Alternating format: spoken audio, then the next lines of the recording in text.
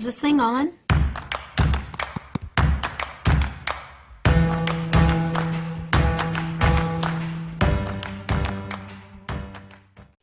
Hi, my name is Megan and I blog at welcometothe.zoo.ca, and we've been doing a series here on the YouTube channel in which I answer questions that home daycare providers have sent in.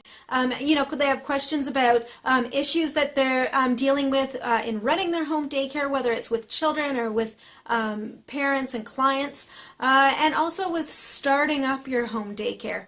And so I have a question from Jessica just recently who asked, did you have a business plan before you started up your home daycare? And I have to admit that no, I did not.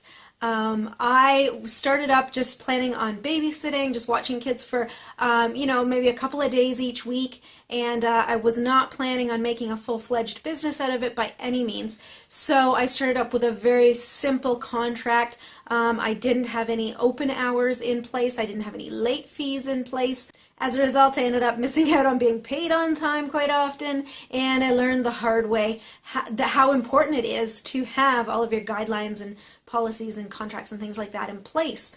I also learned that it would have been a great idea to have a business plan in place. So if you're just thinking about starting up right now, I would definitely recommend doing that. Now, because I haven't written one, I'm only going on what others say, and I will leave a link, several links to sample business plans and how-tos in the description below. Feel free to check those out. What I would suggest, though, is if you are writing your business plan or planning on opening a daycare and you haven't even thought about writing a business plan, go ahead and do it. The things that you'll want to include are things like what your estimated startup costs are. So if you need to buy equipment, if you need to buy pack and plays, playpens, daycare cots, play equipment for outdoors, anything like that, any kind of baby proofing, baby gates, all of that stuff. You may already have that stuff and you may not need to buy anything, but if you do, put that in your business plan so you have an idea of how much money you're going to be putting out before you start even in bringing any in. Another thing that you'll want to put in there is your research on your demographics and your community. So you'll want to take a look around and see what other daycare options are out there, whether it's daycare centers or other home daycares, or if people are getting maybe friends and relatives to watch their kids while they're at work. The other thing you want to make sure is that people in your community actually need daycare. If your community is primarily made up of two-parent families where one parent stays home with the kids, then there may not be a huge call for home daycare, so it's good to know that before you start out. You'll want to include in there what your goal or your philosophy for your daycare is. If it's to provide, good quality care where kids get, to spend a lot of time outdoors, and it's very natural flowing, and we follow the rhythms of the kids' schedules and what they'd like to do, then put that in your business plan. If it's something like you'd like to keep very, very structured, you'd like to maybe employ some Montessori techniques, or you'd like to get the kids ready for preschool or whatever it is, include that as well.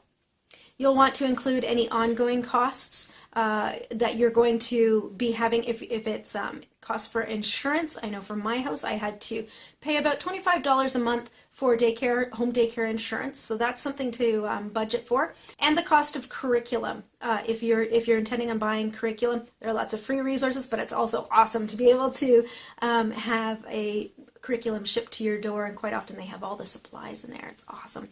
But you'll need to budget for that too. Include the costs for, the food, groceries, craft supplies, anything that you're going to be buying, include that in your business plan too.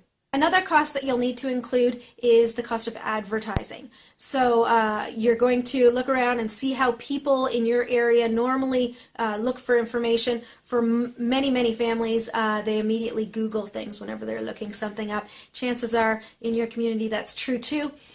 So you're going to want to have a website, and I just did a video just a couple of days ago about whether your daycare needs a website, and I would strongly recommend that every home daycare have a website. And in that video there's a few free ways to go about doing that. But if you'd like something a little bit more robust that the parents are going to be interacting with a lot, you may need to pay a little bit. So budget that in and have that in your business plan. Something else that you may want to include is what your long-term plans are. So with putting out this money and advertising and all of that stuff, you're still probably not going to have a full roster the day that you open. So it's a good idea to kind of have maybe a 6-month plan or a 3-month plan or whatever, even a 1-year plan on how quickly you'd like to be able to get to where you have a full roster and you're making the maximum amount you can make. So of course you're aware that every state and province has specific guidelines and legislation about how many kids you can legally care for. So you're going to want to work that into your business plan. Make sure you're not going over and you're operating illegally, because that is a big no-no. But at the same time, that also caps your income. So you want to be aware of that.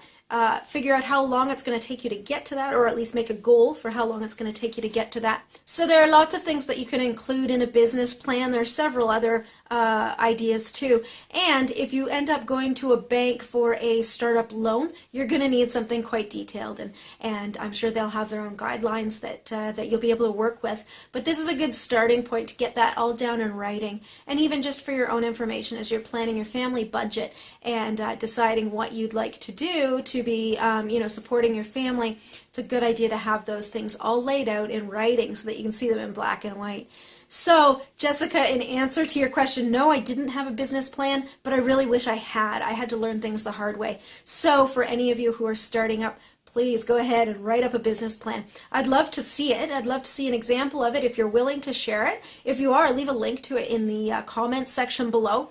And two, if you've been doing this for many, many years, I've heard from some of you who've been doing this for 24, 36 years, and I totally respect you for that. That's awesome. But I would love to hear from you. We need to hear your advice too. I didn't do it anywhere near that long, so I would love to hear your words of wisdom. Leave them in the comments section below. And if you have a question that you'd like me to answer in one of these videos, then by all means, leave it in the comments or email me directly at megan@welcometothe.zoo.ca. All right, I'll see you next time. Bye-bye.